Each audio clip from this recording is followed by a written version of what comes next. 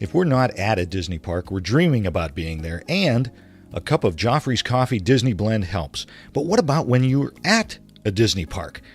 The Joffrey's Disney Kiosk and Restaurant Locator will make sure you never miss out. Whether it's a cool drink on a hot summer vacation or a great cup of coffee at a Disney signature restaurant, Joffrey's has you covered.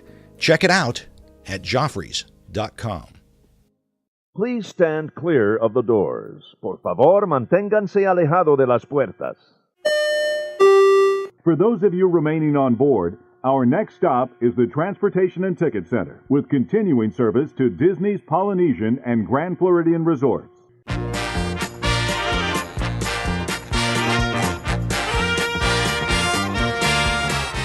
Hey everybody, thanks for joining us. I'm Tim Scott. I'm Bob Collar. This is ResortLoop.com. Bob, this is episode 443. Okay. And I'm very excited about the show. I have no reference for the number at all. No, me neither, but we've got a fantastic guest, so I say we just jump right into this because this is going to be a very exciting show, as always, when our good friend shows up for a nice record. So go ahead and introduce who we have today, Tim. Joining us from Touring Plans and the Unofficial Guide is Mr. Len Testa. Hey, how's it going, Tim? Hey, Bob. Hey, Len, how are you? Good. You? Good. It's a beautiful day here in Northeast Ohio, has been, and you were just down at Pandora, and we wanted to find out so is it worth the 106 years it took to build the thing? Is that in Pandoran time? And Pandoran time. Exactly. Yeah. It is a qualified yes. Okay. Here's the way I described it. First of all, the way that Disney describes it is as you're walking across the bridge that used to be the bridge to Camp Minnie Mickey, you are transported either 4.5 or 4.5 million light years to Pandora, whatever the distance is. And once you get in there, the Animal Kingdom itself is a beautiful park. It's the prettiest of Disney's theme parks in Orlando. But the thing that Joe Rohde and team have done there is they've made a better nature than nature. Wow. And you guys have driven across country, right, Bob? I know you have, right? Oh yeah. You get to points in Kansas where there's absolutely nothing to see. Yeah. Right, Yeah. and it's boring. There is none of that in Pandora. Everywhere you look, every single thing is colorful and beautiful. Really? And the way that they've done the views in Pandora is amazing because it's like they were thinking in terms of the multi-plane camera effect, that you see in animation, the thing that Walt himself built back in the 30s, where you stack layers of imagery on each other so that when you move the camera, it looks like you're panning in 3 dimensions. Right. They did that, but with real life landscaping. So there's always something beautiful to see in the foreground, and there's always something really interesting in the middle distance.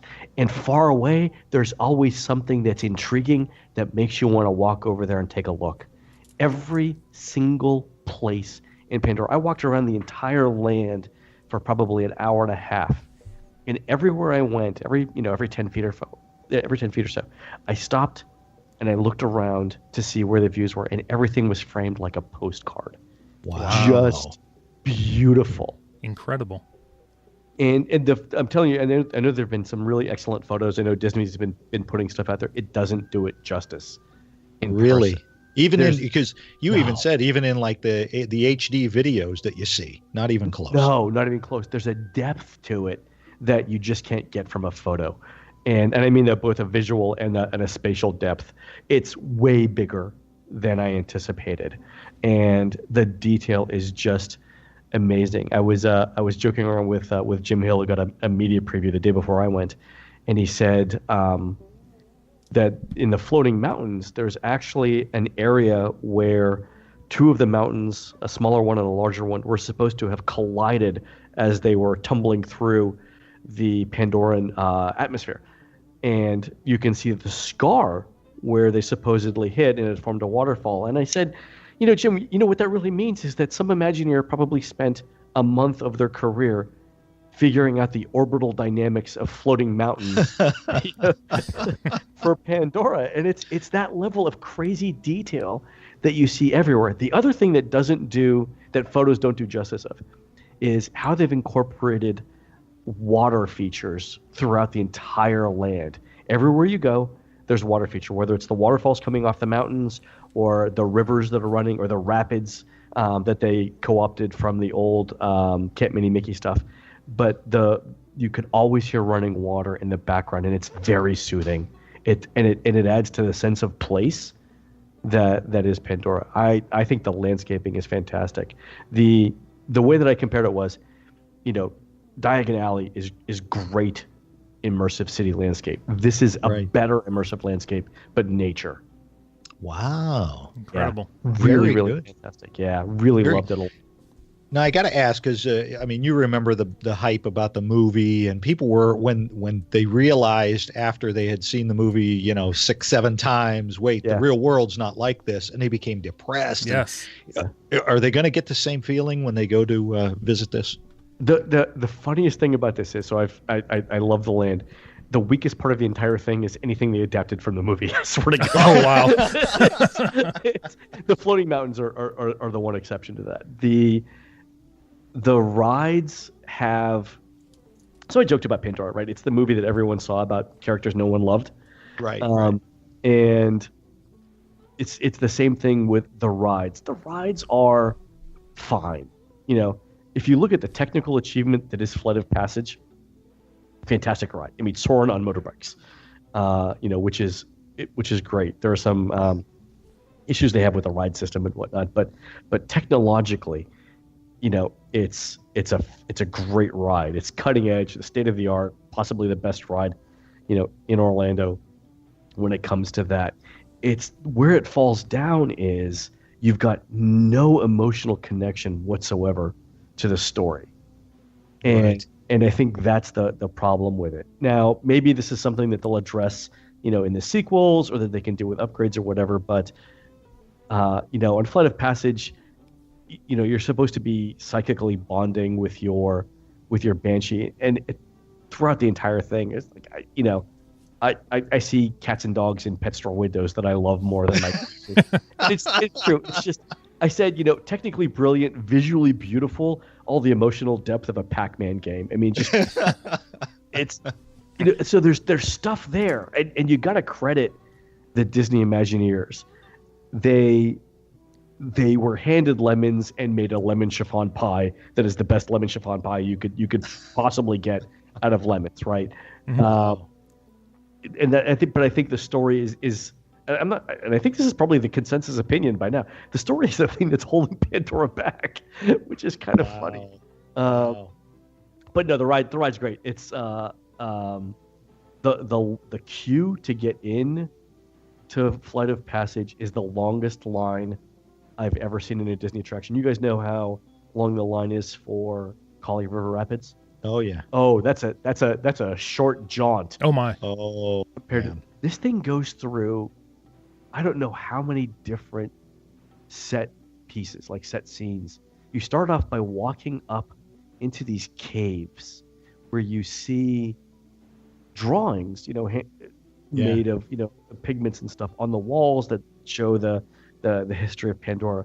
And from there, you go behind the caves. You go through a hole in the caves, and you start to see sort of the human settlement of Pandora. And then you go back outside into the jungle at night. You come back into a lab. I mean, you go through like 5 or 6 different separate scenes in it.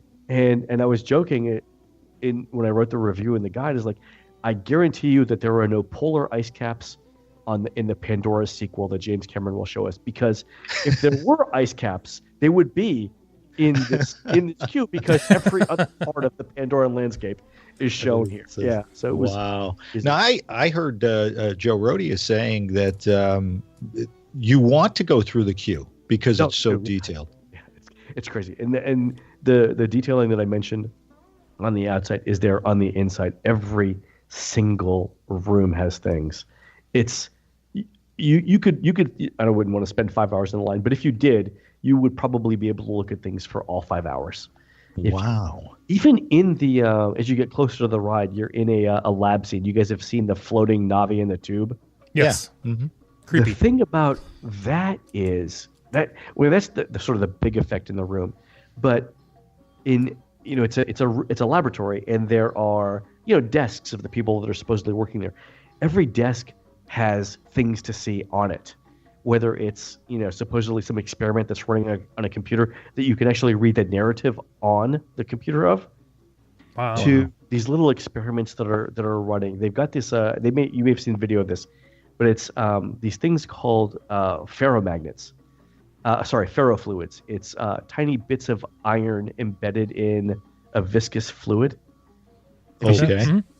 No. Today's physics lesson with Len. All right, ferrofluids. You remember as a kid, it was like a notepad with a guy's face on it, and you could. Oh yeah. Okay, whatever that name is. Yeah. It's like put his beard on and a mustache. The iron shavings. Yeah. So imagine those little metal shavings, but suspended in liquid. Okay. Okay. Uh-huh. Now imagine you get a magnet that you can move around to make it look like the metal filings are moving around too.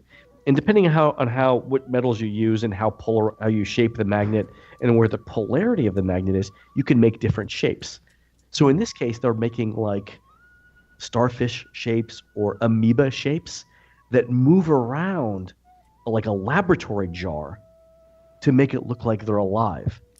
Oh wow. Yeah. So behind the scenes, imagine a tube with like a white, imagine a jar with a white plastic back, and in the white plastic back behind that is the magnet that's moving around to make this ferrofluid thing look like it's alive. It's a simple trick, but a great use of the technology to make it look like something's really going on in the lab that's alive. And it's little things like that everywhere. Every single place. It's like if, when Diagon Alley opened, everyone was like, oh, it's so detailed. And Disney went back and said, oh, you want detail? Detail. Everywhere you look, man, every single place there's detail. Now, most of the listeners, they've done Expedition Everest. That's a great queue. Oh, not even in the same ballpark. No, really? No. I mean, an order of magnitude more detail. It almost incomprehensibly so. Wow. Like I couldn't describe how much more. If you could take all of the detail in Expedition Everest, and it probably fits in just the one room we just talked about. Oh wow! Not even close. I can't. Not even Diagon Alley. Maybe Diagon Alley in terms of story, but even then. Wow. Even then, I'm hesitant to say that there's in total more detail, and I'm not sure. Yeah, no, it's an insane level of detail. And on top of that, don't forget, you're getting into the queue and seeing all of that, all after you've seen this layer upon layer upon layer of visual detail in the Pandora landscape. It's amazing. Right. Yeah. Just getting there. Yeah. Crazy. Now, is most of the queue air conditioned, or any of it, or? One of the things I called out specifically in the review was how well they manage air cooling in the queue. So the queue for Flight of Passage is almost all inside, and it's air conditioned. The queue for Navi River Journey is almost all, it's covered, but most of it's outdoors. But even then, they've got strategically placed fans everywhere throughout the queue. And they've positioned them correctly. Like sometimes you've been in Big Thunder Mountain where you're looking at the fan and it's blowing, but it's pointing up like it's trying to circulate air on the ceiling for some reason. Yeah. They've got everything positioned right here. It's exactly where it needs to be. Every fan to make sure that you're cooled down. I wouldn't have any trouble standing in it, even 90-degree Florida weather. They got that. They paid particular attention there, and that's good because, like I said, Navi River Journey, the vast majority of the queue is not inside a building. It's either outdoors or covered outdoors. Okay. Now you said that the Flight of Passage, it's a great ride, but no emotional connection. Now, would it be a better emotional connection for you had you had one of those little Banshee toys on your shoulder? would that have those are selling like hotcakes, man. I those are cool. Looks to be a hit. Yeah, I didn't get to play with one. number one, originally I kind of underestimated how interesting they were going to be, and then by the time I realized that I was already on the land and didn't want to go back in. But Right. that seems to be the hit toy. That's I'm seeing those all over the news when the news was down there. So I really like them. I mean, even adults too. Everyone that has got one seems to like it. yeah. So what's Navi River Journey like? Is that as good? It's not. They've got one e-ticket ride and one C-ticket ride. Yeah, I will say this. There are things that are excellent about Navi River Journey. I rode it twice. The first time through, halfway through, I realized it was better than I anticipated. I was looking for, it's a small Pandora, or the pirate. Right. I think it's 4 minutes long, which is not very long for a Disney boat ride. So the idea is that you are traveling through the Pandoran jungle. You don't realize till you get to the end of it that you're on your way to see the Shaman of Song in a special ceremony.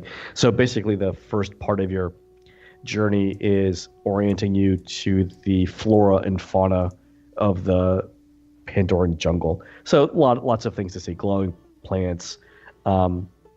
You see a couple of Navi, you can see the wolves and stuff like that.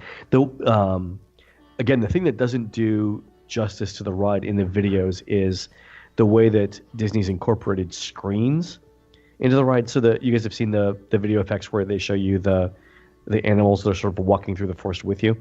Oh, right. You've seen that? Yeah. Mm-hmm. The thing that you don't get in the video is it's a multi-layer screen that you're seeing. So there are 3-dimensional effects in there that don't translate into the video. So what they've got is a series of, I think they're scrims or screens, and you've got something projected on one screen, then something, that's supposed to be in the distance behind, let's say the wolf that you're looking at, is projected on a screen behind that, and then the landscaping is projected behind that. So again, you've got this multi-plane effect going on. Nice. On the screens, and what I said in a review was, if you look at how Universal does screens, especially in Gringotts or whatnot, it's one screen and they're projecting on it. And Disney said, if everyone's okay with Universal screen rides, we'll do screen rides one better. And they did this multi-plane thing, which is legitimately better. It's the best use of screens in any ride in Orlando, no doubt, hands down. Everybody's trying to make it sound like it's similar, just I think because of the coloring and all of that, and to the E.T. ride, but it completely blows the E.T. ride away, I would assume. Yeah, the E.T. ride to me is more like, and I don't mean this necessarily in a bad way, but like 1970s Willy Wonka and the Chocolate Factory sort of art decoration or art style. This is definitely more modern, with more subtle lighting and more subtle detail.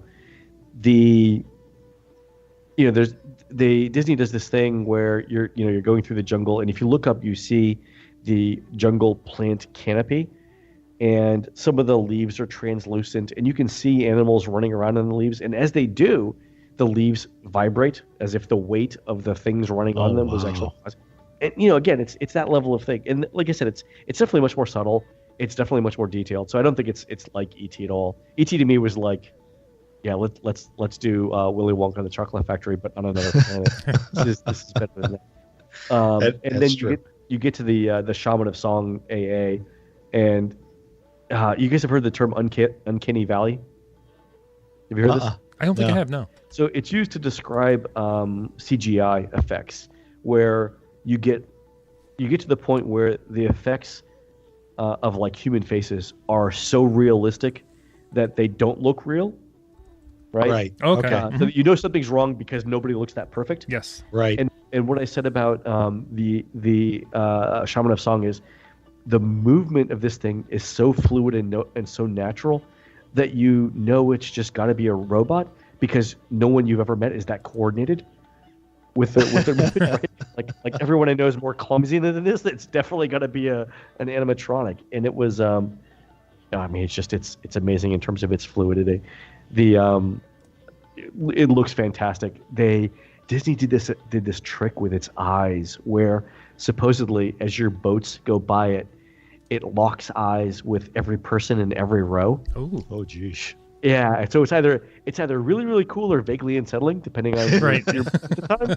Like I wouldn't want to have had a few drinks and then go on it because they'd be like, "Looking at me," trying to get out of the boat or whatever. Yeah, but it was really really good. So pretty ride. It's lots of stuff to see. I went on it twice. The second time voluntarily, because I wanted to see it again. But it suffers from the same thing. I don't. You get on the boat ride, you don't know where you're going or why. You don't know what the subject of the story is. And by the time you get to the shaman, you're like, well, who is this dude and why do I care, right? Oh, gotcha.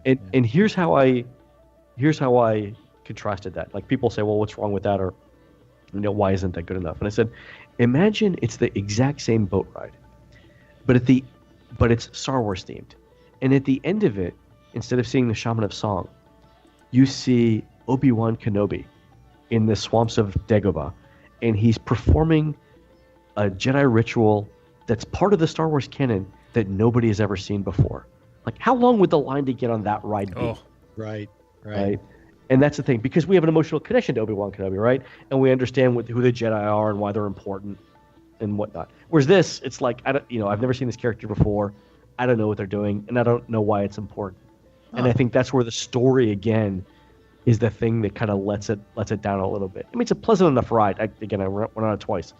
There's just no emotional connection there. Okay. All right. Did you get to enjoy and sample any of the, what is it called, Satuli Canteen? In true unofficial guide fashion, I ordered one of everything. Did you expect less? I just want to know. no, don't like choices. Yeah. False choices, exactly. So overall, I thought it was very good. I didn't get to try the breakfast, but I talked to people, from our team who did. So I was there for lunch. A lot of it is, essentially Pandora Chipotle, where it's true. Where you order a base, in the case of Chipotle, it's rice or beans or both. In the case of the Satuli canteen, it's either kale and spinach, like a mixed greens thing, rice, potato hash, or quinoa, I believe. Then you order a protein, so tofu, fish, beef, or chicken. And then you order a sauce on it. I think it's creamy herb, chimichurri sauce, and a black bean thing. And so there's 48 different combinations, 4 times 4 times 3 of all of those bowls. I tried, I think, 6 of them. And you can get the sauce on the side if you want to sample all of them. Overall, I thought it was good. The thing that surprised me was the thing that I liked best was the tofu on kale. It almost tasted like it was kale salad with mixed greens, tofu like the size of croutons, and when you put the creamy herb dressing on it, it was basically a Caesar salad with tofu. It was the best tasting of the things. I thought the chicken, I think it's marinated chicken thighs. They were super tasty, really really good, very tender. I had that with the potato hash, which I think is the second best sort of combination. I would also get that with the creamy herb dressing. Tried the steak with the chimichurri, which is what the people before me had said was the best thing, and I thought it was fine. The fish, I don't know that you should ever order fish in a quick service restaurant. Well, because it dries out so quickly, right? Oh, true. Yeah. Yes. Right. Yeah. That it's difficult to do that. So I didn't like that. I didn't think of the sauces. I thought the black bean was the least interesting of all of them. So interesting. But overall, I thought it was good. I think the star of the menu was the blueberry cheesecake. So the desserts. Yeah. The desserts are like a chocolate lava thing and a blueberry cheesecake. The blueberry cheesecake was super tasty. I think best thing on the menu. On the kids' side, they also do a steamed bun. That's one of them is a cheeseburger, one of them is a vegetable sort of steamed bun. The cheeseburger is fantastic. So it's a Chinese take on a cheeseburger. Super tasty. Really loved it. I wish they would put a pickle in it, because cheeseburgers are supposed to have pickles, as far as I'm concerned. Oh, right. true. Exactly.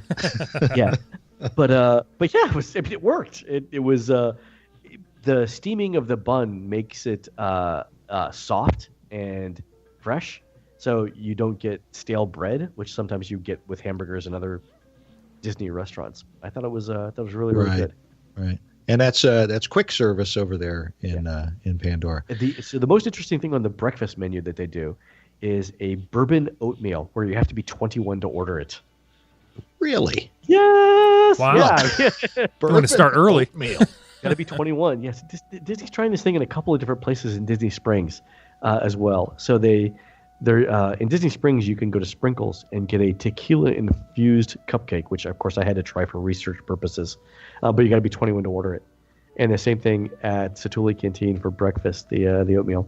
I'm looking at that. It's called the Steel Cut Oatmeal. I am told it is. If Wilford Brimley was still laughing at it, God, I hope he is. Actually, I don't know if he is or not. He would tell you to order this oatmeal. That it's good for you. But then you can't go on the river journey because the guy's looking at you. Yeah, Exactly. Exactly. You're like, that's fighting words. The other interesting of the breakfast menu is Pandora. Is supposed to be some billion light years away. You'll be happy to know that Fruit Loops made it all the way. Oh, thank goodness. The Pandora. Yeah. Well, they're colorful. I was like, of all the things that you would take on an intergalactic journey, where do Fruit Loops end up on your list? Exactly. I don't know that it would make my top 10, but maybe it's with Banshee milk. Exactly. Ew. How do you milk a banshee? That's the question. You can milk anything, Bob. Oh my God! Please. Very carefully. Please let that be Joe Rohde's autobiography title. I can milk a banshee. Joe, if you're listening, I'm just throwing it out there. Oh, that's fantastic. Oh my God, that's funny. I got to say, Disney really stepped up. If you go to DisneyWorld.com and check it out, they've got the Pandora page is really stepped up. I mean, you can travel to Pandora and their travel company. What's it called? ACE or something? ACE. It's crazy. They really went overboard. And if you've noticed what they're doing with the entertainment and hours in the parks in Walt Disney World, they're not too subtly suggesting everyone go to Pandora at night. If you look at the Magic Kingdom hours for June, they're down 6% year over year versus 2016. In July, it's down 8%, and in August, it's 15% fewer hours. Wow. Some of that might bounce back depending on crowds, but they're that coupled with the fact that there's no evening parade in the Magic Kingdom is it's Disney telling you. You want something to do tonight? Why don't you go to the Animal Kingdom? Interesting. Yeah. Especially with the new fireworks display over at Magic Kingdom. That'd be a tough call. It's fantastic. Yeah. So if you were there if you Magic Kingdom for 2 nights, for 2 days, you would spend the second night in Pandora. The Happily Ever After stuff is. I mean, I loved Wishes. I don't know if I ever told you this. Did I tell you guys the story of the first time I ever saw Wishes? I think you talked about it on WDW Today, didn't you? Yeah. Okay. So for the people who didn't listen, Julie Andrews narrated it personally. The first time I saw Wishes. So I like Wishes as a show. That first time seeing it was very special, and I always liked it. I thought the soundtrack was okay. I thought the fireworks were great. I like the effects. Happily Ever After is better than that. Wow. Wow. There are supposedly twice as many fireworks going on, but the thing that they've done with Happily, before I talk about the castle projections, there are effects all around the central hub, so that make the experience much better. There are in the landscaping around the castle, there are color coordinated lighting effects that match the colors of the things that are displayed on the castle, and even in the trees that are left that surround the central hub, they do these laser effects that make it look like fireflies are flying in the trees, and it's just, there's no other word for it, magical. Really? It is fantastic. Yeah. But wow. the star of it is the new projections that they've put on the castle. This is the second generation of the video projection effects, and they have gone all out. So in the first generation, you guys have all seen it, like from Celebrate the Magic. Yes. They're basically using the castle as a film projector, a screen, right? And some of the effects work great, like the effects where the castle shakes or moves. or where the rocket, blasts off from one of the turrets. Right, I mean, that all works really well. But it's basically they're using it as a screen. What they did in the second version is match the action in the video to the architectural details of the castle. So there's this one scene where the Hunchback of Notre Dame is running, up into the tower. And what they've done is, and what I'm told is, it's a completely new scene written just for this projection show, where instead of running up, in the movie and trying to force what's happening in the movie onto the castle, they wrote these special scenes so it was actually fitting in the architecture of the castle. So it's specially designed to work with the towers and the landings and the windows of Cinderella Castle itself. Wow. And it makes all the difference, because when you're supposed to be seeing the architectural details, the projection being transmitted or being shown on the castle is that much more vivid. And when you're supposed to hide the castle, when it's supposed to be something different, you can't see anything. Like they've mapped out where every balcony, where every arch, where every awning is on Cinderella Castle, and they know when they need to emphasize it, and they know when they need to hide it, and it's just fantastic. Oh my God, the level of detail! you really have to be in the central hub to see it. But the other thing is there's so much going on. Like there's a main scene that happens sort of in the bottom part of the castle, and whatever the narrative is that's happening, that's what you're supposed to look at.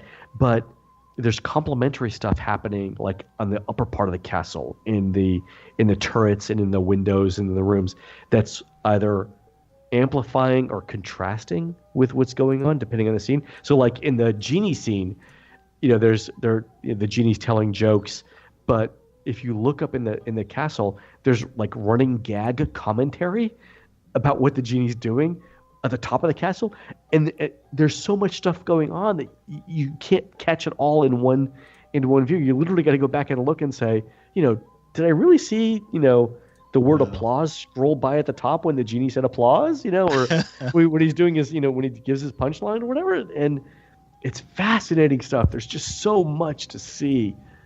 It's incredible, and like I said, the details is fantastic. Any idea? Because I know they don't have fast passes for that yet. Have you heard anything about that happening anytime soon? I haven't. I don't know that fast pass was really well received for Wishes. I would be surprised if they brought it back, just because of the way it works. But you do have to be in the central hub to see all of the detail of the castle. Like you definitely can't be back at the Polynesian and see what's going on in the castle. And I think the show is good enough that you want to be there for it. That said, there are twice as many fireworks. Wow. On it, and there are new fireworks. It's not like they just recycled the old Wishes stuff. There's actually one firework effect where you guys have seen the scene where the shell explodes and it does it like in the shape of a heart. Mm-hmm. Yes. Okay. Right. In this new show, there are a couple of shells that when they explode form a 3-dimensional cube. Whoa! Like a dice. I know. You look at that and you said, how many Chinese kids worked for how long? Oh, wow. Yeah, really. To make this shell, it's just crazy. There are also effects where the firework effect starts off in the castle, and again, it's a digital projection effect, goes all the way up the castle, then becomes a real life firework. Oh, nice. And it's all coordinated so well that you can't tell where one ends and the other one begins. Wow. It's just, in terms of visual effects, he's never done anything like this at all. Wow. I loved it. Huh. The funny thing was, so I'm watching this with the Touring Plans team. A bunch of us are down there, for Pandora and this. And my statistician, Steve, who's in front of me, he's like 10 minutes into the show, he turns to me and says, like, this doesn't even need the fireworks. It's that good. Wow. But there are twice as many fireworks in it. It's incredible. It's so over the top. Yeah. Wow. Well, you got to promise us that once you learn the words to the song, you come back and sing it like you did Wishes on your show. Yeah, I think it's really good. You definitely want to see that at night. Even if it means not going to Pandora at night. Everything I've heard from everybody says that Pandora's actually better during the day than at night, which is kind of interesting. Yeah. But yeah, your listeners definitely have to see Happily Ever After. I'm very excited about it. I think Disney did a great job on it. Huh. Have you heard anything about a new nighttime parade coming to the Magic Kingdom at all? I haven't heard anything. And again, I don't think they're going to do anything in the foreseeable future because they're using the fact that there's not a nighttime parade at the Magic Kingdom as an incentive for people to go over to Animal Kingdom and see Pandora at night. It's going to boost Animal Kingdom's numbers, and that's what they're really looking for there. Okay. Which, by the way, Happily Ever After, presented by Pandora Jewelry. So it's all Pandora all the time. All the time. Exactly. We just got to get the music sharing service and do something. Get the soundtrack on Pandora. Right. Exactly. Well, speaking of touring plans, Len, if you guys already incorporated, I already know the answer, but have you incorporated Pandora into the touring plans for everybody? Oh, yeah, we have. We started more than a year ago modeling different scenarios for how Pandora would work. So, whether the rides would have Fast Pass or not. And then we started modeling different attendance boost scenarios. So we looked at, for example, what happened if it was a complete flop and attendance only increased by 5% or whatever, or if it was a huge success and it increased by 20% or more. The model that we actually picked fell a little bit in between that, but we modeled 4 or 5 different scenarios there. So we've got touring plans on the site that tell you not only which fast passes we think you should get, where and when, but if you can't get those fast passes, if you get something else. The touring plan software itself knows how to adjust your touring plan to get you where you need to be while minimizing your wait line. Well, I tell you, I'm looking at it right now, and I'm looking at the Magic Kingdom, and one of the things that I love about the touring plans, everybody's got to get touring plans when you're going down there. It's going to save you a ton of time and money. Like Seven Dwarfs Mine Train. Right now, the posted wait time is 70 minutes, but the expected is 53. You guys have got what you can actually expect to wait for a ride, which that's a huge savings of time. It is true. Yeah. So the thing that we know, and again, we know this because every year we have more than 100,000 families who use our software when they go to Walt Disney World. And one of the things we ask them to do, or one of the things they do voluntarily as part of the app, is they time their actual wait line. And using that information, we know for which rides Disney's posted wait times are more accurate and where Disney's wait times are less accurate. And we even know the time of day it happens. So when we're able to predict your actual wait in line, it's based on literally hundreds of thousands of people over the last 5 or 6 years that we've been collecting the wait times, using sophisticated tools to do that analysis and to make those predictions. There's a lot of work that goes into it. We have 2 full-time. We have one full-time and a part-time statistician whose job it is to make those models. So a lot of work goes into that. Well, it's very cool because a lot of times when you're planning on riding a ride, you look and you go, it's over an hour. I don't want to wait over an hour. Yeah. And then you find out, looking at the touring plans, it's less than an hour. Yeah. That's going to make a decision for people and include. I mean, it's not that's not just what you're posting. You got like Barnstormer. The posted is 10 minutes, but it's 11 minutes. Granted, it's only a minute, but but it's different, right? It's not like we're just saying, It's not like we're just saying that you'll always wait less, because there are instances where you're not. So we know, for which rides. The one thing that we consistently say on this is, like, if you look at the posted wait time for Toy Story Mania in the last half hour the park is open, it is almost always overinflated. Like, the posted wait time will be 60 and you'll wait 10. Oh, wow. And the reason why we do that is, well, Disney does it, number one, to make sure that there's not an hour-long wait at 9 o'clock when the park closes, because they have to pay everybody an extra hour to be there, right? Right. But the way that we look at it is, you would make a different decision about whether to ride Toy Story Mania if you knew the posted wait time was really 10 minutes. Sorry, if you knew the actual wait time was 10 minutes and the posted wait time was 60. Right? You would act differently. And so you need to have that information, because you make better decisions when you have the right information. That's what we're going with there. Absolutely, it's fantastic. I absolutely love it. I just jumped over to Animal Kingdom. This is how fantastic this is. Expedition Everest postage is 40 minutes. You guys have an expected for 7. Yeah.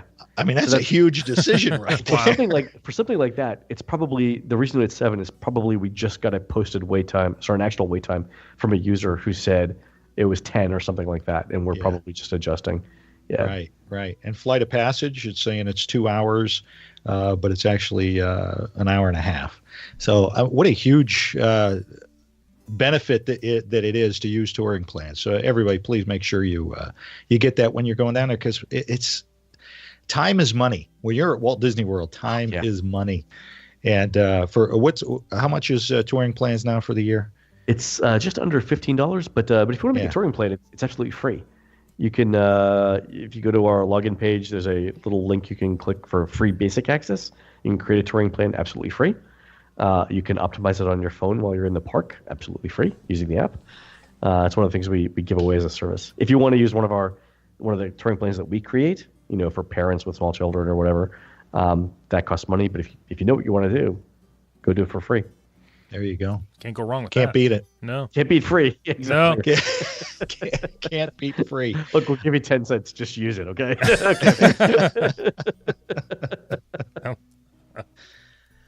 Absolutely fantastic. Wow. And don't forget the book, The Unofficial Guide to Walt Disney World. Fantastic. So anything new going on in that? Just finished updating the Magic Kingdom chapter for next year. Have you guys seen the new opening procedures at the Magic Kingdom, where they let you in on the Main Street? Have you seen what that does to wait times, like at Seven Dwarfs Mine Train? What's it do? No. This is crazy. So what happens now is, they let you into the park at 8 for an official opening at 9. Mm-hmm. And, the first 10 minutes or 20 minutes or whatever, people are, taking photos because there's very few people in Main Street. So people are taking family photos, they're walking around, they're exploring. But about 30 or 40 minutes before the park opens, people start to get serious about getting in line first for Seven Dwarfs Mine Train. So that walkway between the Central Hub and Mad Tea Party? Yeah. Mm-hmm. That starts to fill up with people. And when we were there, we counted like 700 people in that line. And what happens is, as soon as the park opens, every single one of those people get in line for Seven Dwarfs Mine Train. So the line goes from the entrance all the way over to Storybook Circus. And as soon as the park opens, you end up with an hour-long wait. Oh, wow. At Seven Dwarfs Mine Train. But before, it would have probably taken, 15 minutes, half an hour to get a line that long. But because they're letting people in the park an hour earlier now, instant line that long.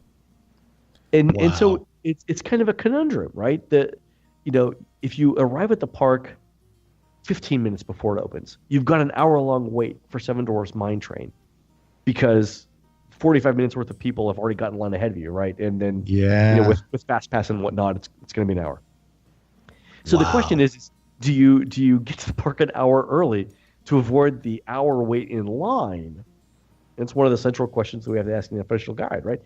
And our answer is probably because if you're first in line for Seven Dwarfs Mine Train, you can still get on something else like Space Mountain with a relatively short wait. Mm-hmm. Well, everyone else is getting into the park. Right. So that's the kind of analysis. So anyway, I just finished up the Magic Kingdom chapter in the unofficial guide, and we did that. So, and that was one of the things we talked about. So working our way through the book, I'm about halfway through it. So that would take away the advantage of an early breakfast at the Crystal Palace.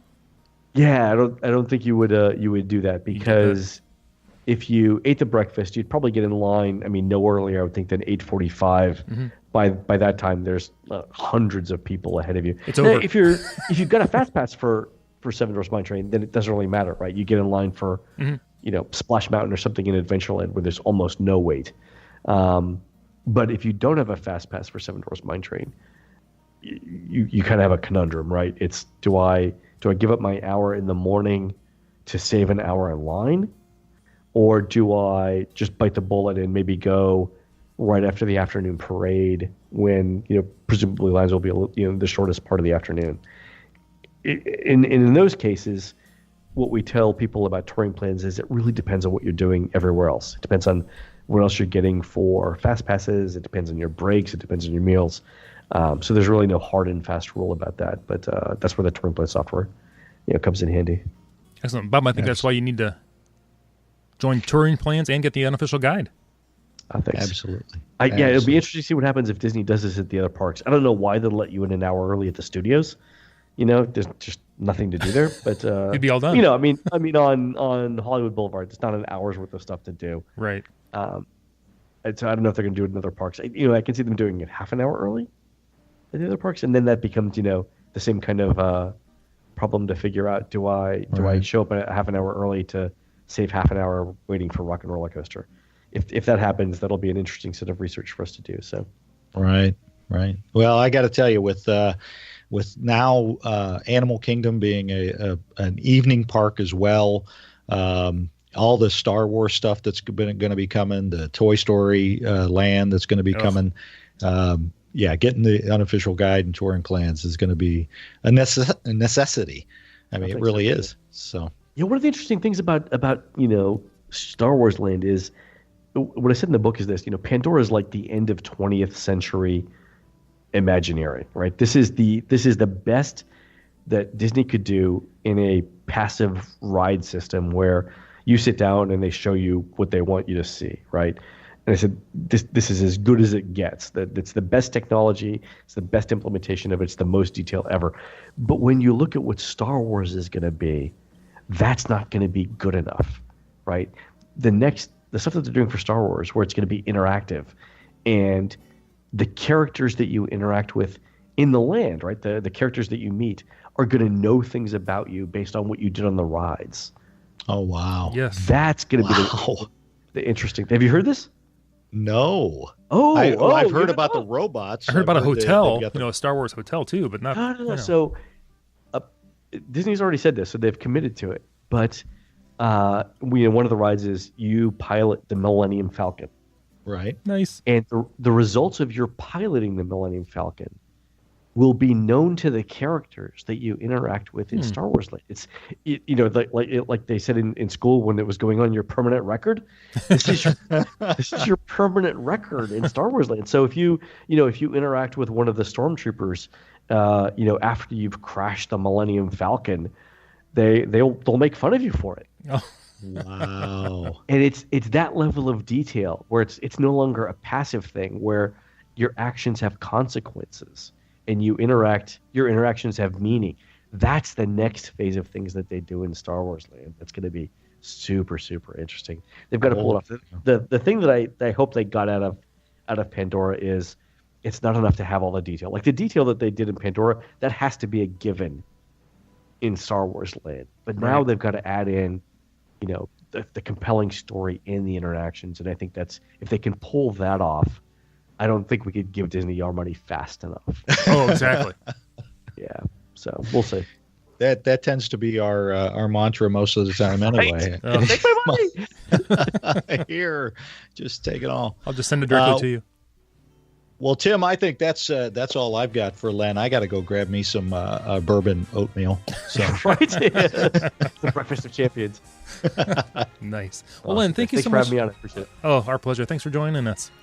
All right, everybody, thanks for joining us. I'm Tim Scott. You can find me on Facebook, Twitter, the website, ResortLoop.com. I'm ResortLoop Bob on the Twitter and Instagram. Don't forget, like us on Facebook, rate us on iTunes, and what else should folks do, Tim? Everybody, if you've not subscribed to the show yet, why wouldn't you? We just had Len Testa on again. Come on. Come on. This has been the Gateway to the Magic. And you won't get to hear him sing the next time if you're not subscribed. There you go. We'll do backup.